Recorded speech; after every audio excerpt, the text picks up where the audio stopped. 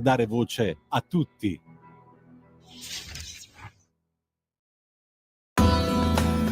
Va ora in onda Umanitaria Padana Onlus. A te la linea. Buongiorno a tutti i nostri ascoltatori, ciao, buon fine settimana, un saluto alla regia, la nostra grande Radio Libertà. Allora, l'ultima volta ci siamo sentiti, avevo iniziato un po' a farvi il riepilogo di tutte le cose che abbiamo fatto nel 2024 e sono diciamo anche resoconto che abbiamo inviato a tutti i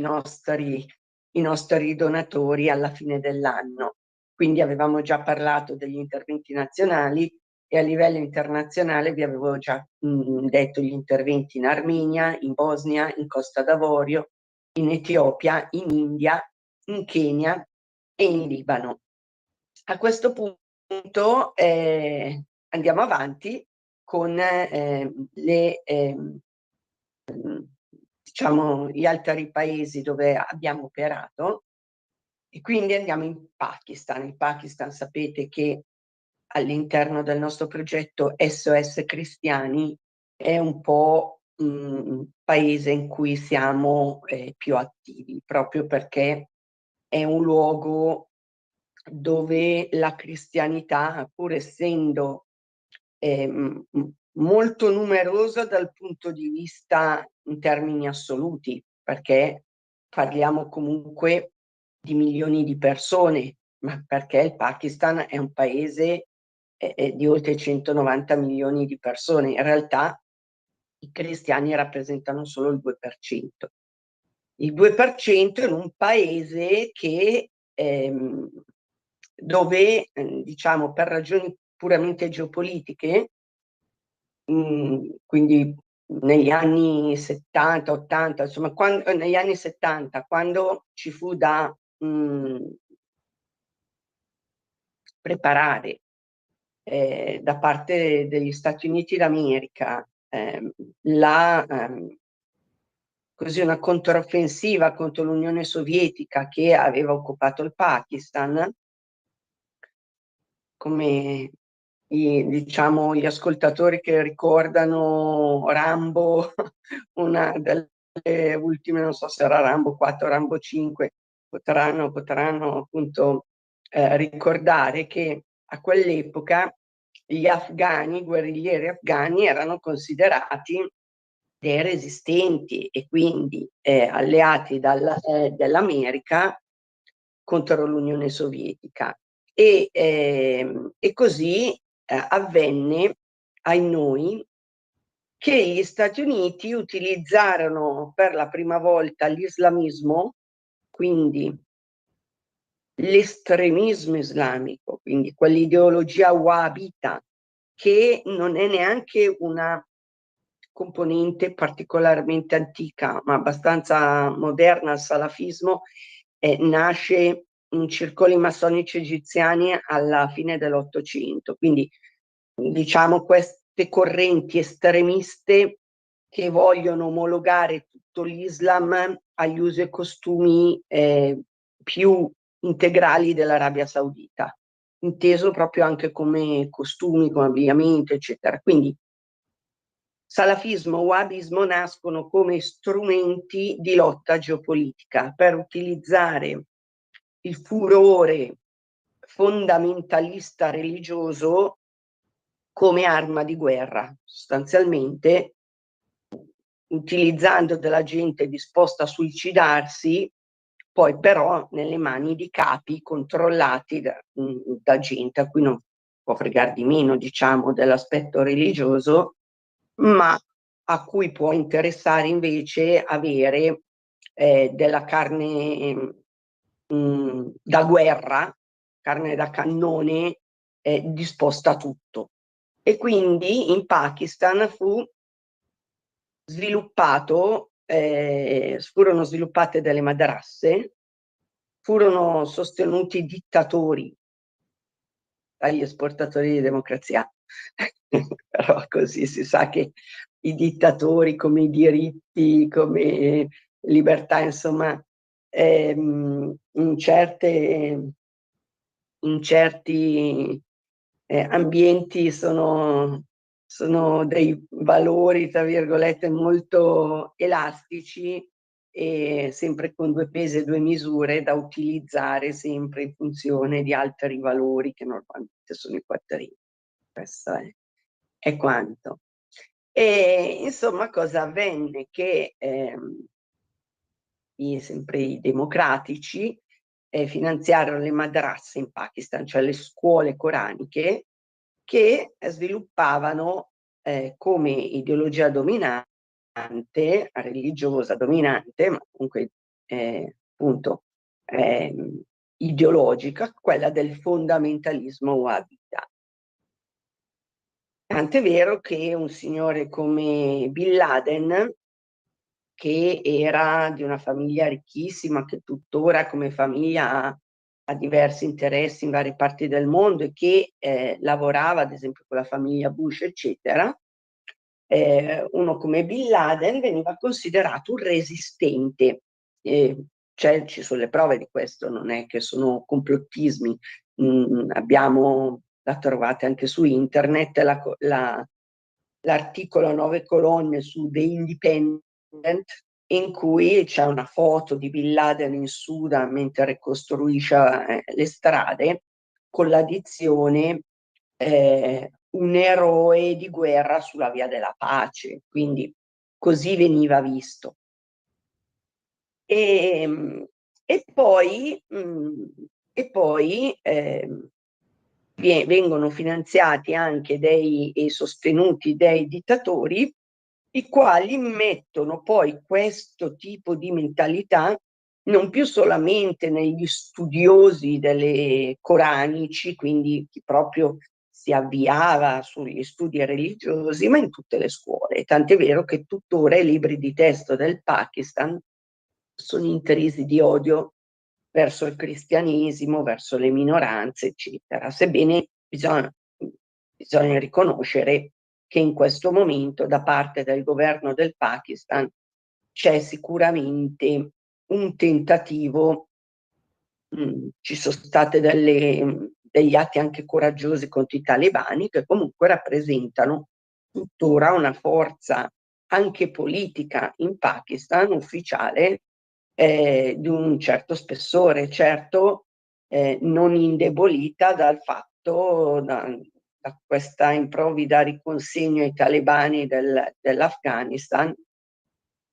susseguente a un'ancora più improvvida guerra malfatta, insomma, e a tutto diciamo, un periodo di gestione geopolitica americana che non rimpiangiamo e che con la rielezione di Trump siamo fiduciosi possa cambiare, insomma, possa proprio cambiare, come si dice, il paradigma di come l'Occidente debba tornare a essere forte, orgoglioso, competitivo nel mondo, ma in termini valoriali veri, non fasulli e sicuramente non imposti, che non siamo mai stati in realtà così poco attraenti come modello sociale e come modello, modello civile, come da quando ci siamo messi a imporre l'esportazione, non direi più neanche di valori, ma di disvalori, perché poi in realtà, a parte la democrazia, che peraltro non è mai stata esportata, ma perché le democrazie si sviluppano nei popoli dal basso e in forme diverse in base a quelle che sono le diversità culturali dei popoli, quindi quella dell'esportazione forzata è veramente una chimera, ma oltretutto ci portiamo dietro tutta una serie di svalori e di decadenza in casa nostra, per cui siamo ben poco attraenti. Per poter essere di nuovo una forza propulsiva lo dobbiamo fare non con le armi, ma iniziando a ritrovare la parte migliore di noi stessi, e direi che ad esempio l'Europa, che poi in questo periodo è ancora peggio, ancora più decadente. Almeno gli Stati Uniti hanno mostrato con l'elezione di Trump una voglia controrivoluzionaria rispetto al mondo alla rovescia che ci è stato costruito sulla testa, è veramente potente. Invece l'Europa è veramente ancora immersa nella sua decadenza e ahimè sembra che anche le forze che si pongono in antitesi, in realtà non si pongano in antitesi con coraggio,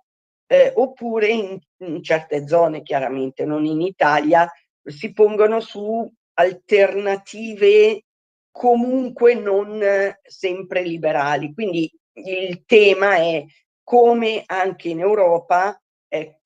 costruire una alternanza, non alternanza, direi proprio una controrivoluzione rispetto al politicamente corretto, rispetto all'islamismo, perché queste forze, diciamo, attualmente dominanti sono fortemente indirizzate alla penetrazione islamista. Ricordiamo Oriana Fallaci quando parlava di Eurabia, e queste spinte in Europa esistono tuttora. Quindi come opporsi a questo mondo alla rovescia e a questa disgregazione dei valori tradizionali dell'Europa, non semplicemente sulla logica destra-sinistra, ma proprio in termini valoriali. Io credo che qui sia molto importante recuperare il discorso del riconoscimento delle radici cristiane d'Europa, perché è da lì che si deve partire, perché negli ultimi 2 secoli, insomma, il Novecento è stato devastante, e devo dire che anche questo secolo, che poi è stato anche un inizio di millennio, ci ha visti progredire nella nostra decadenza valoriale, economica, geopolitica. Ecco, credo che anche questa attività che noi facciamo nel mondo ci aiuti a avere un occhio molto limpido e lucido su quelli che sono i processi storici e processi politici. Noi vediamo un paese come il Pakistan, dove il fondamentalismo ha provocato e provoca tuttora persecuzioni enormi, che tuttavia sta cercando di evolversi, sta cercando di superare anche queste devastanti ideologie di morte, di sopraffazione, di privazione dell'uomo della libertà e della donna, non parliamone, dei bambini e di tutto quanto, sta cercando con fatica di fare dei progressi veri verso una società di diritto più evoluta, secondo quelli che sono stati i nostri criteri tradizionali, che erano poi quelli contenuti nella Dichiarazione universale dei diritti della persona umana, che poi paesi come il Pakistan avevano firmato subito dopo, in cambio della indipendenza che era stata concessa. In qualche modo l'Inghilterra aveva aiutato il Pakistan a fare la secessione dall'India su base religiosa, ma con la promessa di rispettare le minoranze e con la sottoscrizione poi della Dichiarazione universale dei diritti della persona umana, subito appunto appena fu stilata. Poi invece il Pakistan fu capofila insieme a tanti altri paesi islamici per uscire da questa Dichiarazione universale, che appunto era universale perché rappresenta dei valori che rispondono alla morale naturale. Invece poi l'Islam più radicale creò delle proprie dichiarazioni dei diritti, tutt'altro che universali, chiaramente eliminando tutta una serie di diritti e di libertà, perché fu stilata sulla base di una lettura fondamentalista del Corano. E quindi il Pakistan è in questa difficilissima transizione, quindi con ancora diversi aspetti di persecuzione molto pesanti e poi altre questioni che invece nascono da una società simil-feudale. Vi abbiamo parlato di quei ragazzi che abbiamo liberato, quei 4 minori, 2 ragazzini e 2 ragazzine,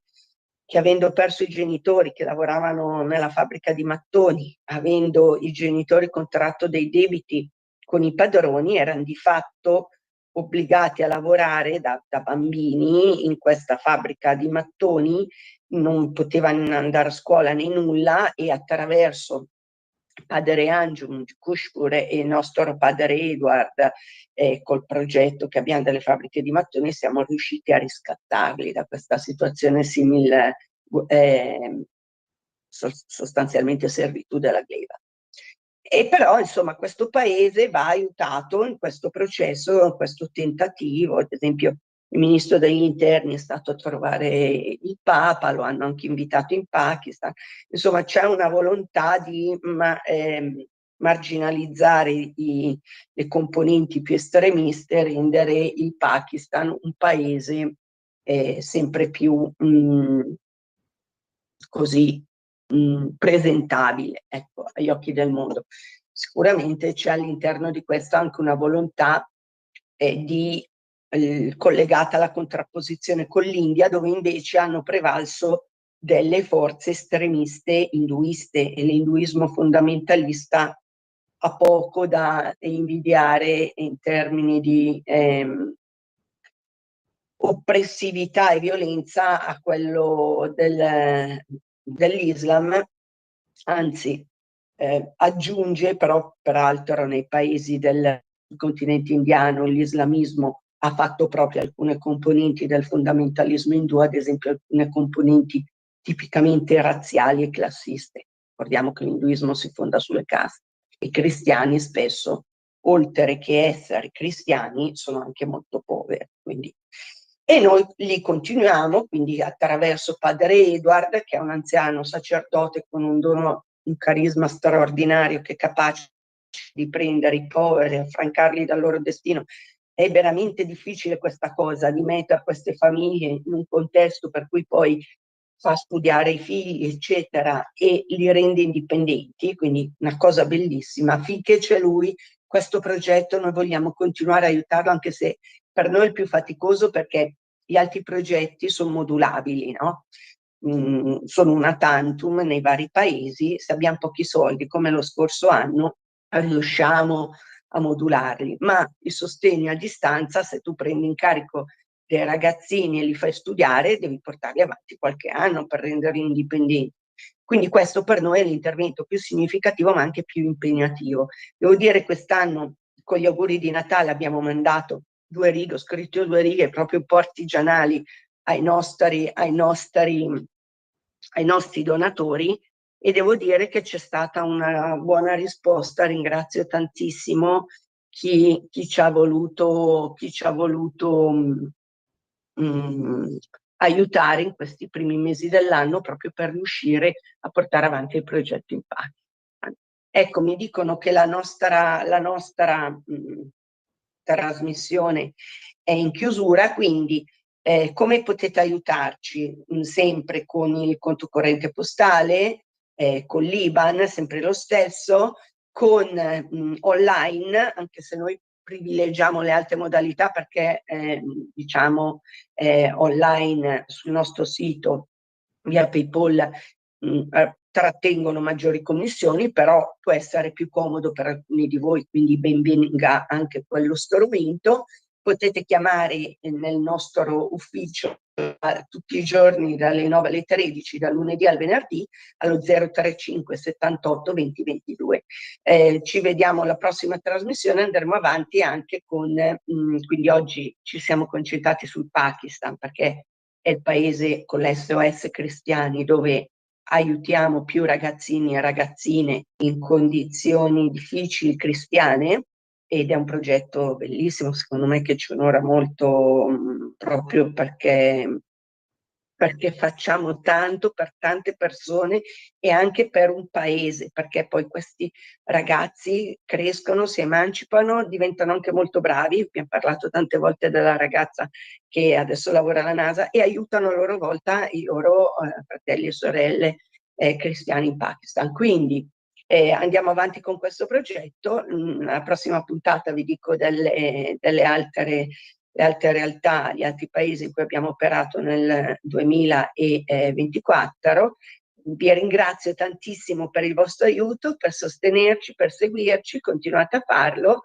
e poi dopo queste puntate, diciamo, di riepilogo inizieremo a fare alcune puntate con delle interviste e con delle presenze, con degli ospiti importanti a conferma di tutto quello che facciamo. Un abbraccio a tutti.